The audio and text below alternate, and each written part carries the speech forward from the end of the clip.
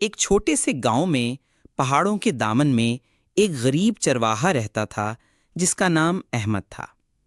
احمد کا ذریعہ معاش اس کے چند بکریاں تھیں جنہیں وہ روزانہ پہاڑوں پر چرا کر واپس لاتا اور ان کا دودھ بیچ کر گزر بسر کرتا۔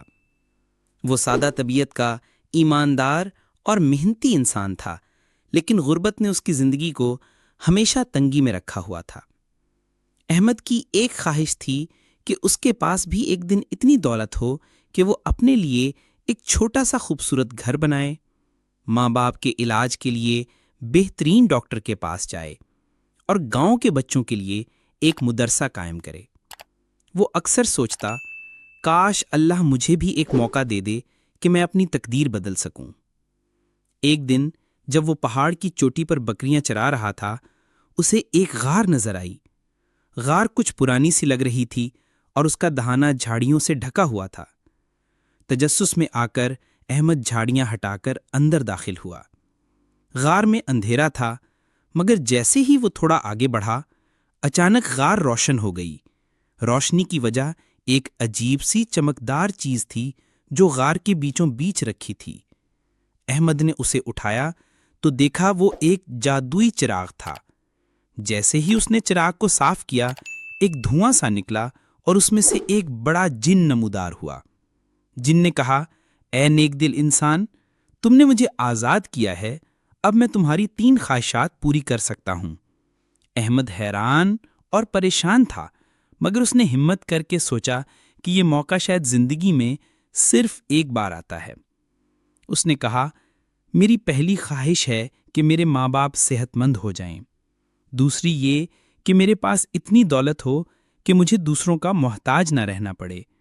اور تیسری یہ کہ میرے گاؤں میں ایک مدرسہ بن جائے جہاں غریب بچے تعلیم حاصل کر سکیں۔ جن نے تینوں خواہشات پوری کر دیں اور غائب ہو گیا۔ جب احمد واپس گاؤں آیا تو سب کچھ بدل چکا تھا۔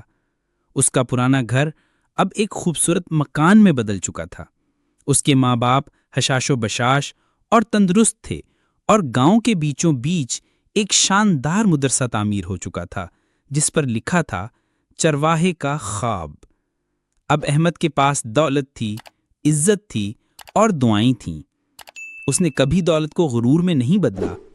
وہ روز مدرسے جاتا، بچوں کے ساتھ بیٹھتا، انہیں کہانیاں سناتا اور ہمیشہ یہی کہتا کہ دولت انسان کو بڑا نہیں بناتی، بلکہ بڑا وہی ہے جو دوسروں کے لیے جیتا ہے۔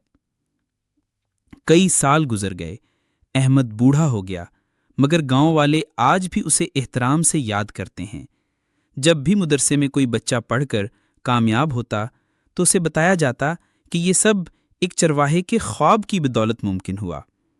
تعلیم، یہ کہانی ہمیں سکھاتی ہے کہ نیکی، سچائی اور خلوص نیت کبھی رائے گاہ نہیں جاتی۔ دوسری یہ کہ دولت ملنے کے بعد بھی اگر انسان عاجز اور دوسروں کے لیے فائدہ مند رہے تو وہ دنیا اور آخرت دونوں میں کامیاب ہوتا ہے۔ تیسری یہ کہ اصل کامیابی وہی ہے جو دوسروں کی زندگیوں میں بہتری لائے۔ چرواہے کا خواب ایک فرد کا نہیں تھا، بلکہ وہ خواب پورے معاشرے کی ترقی کا ذریعہ بن گیا۔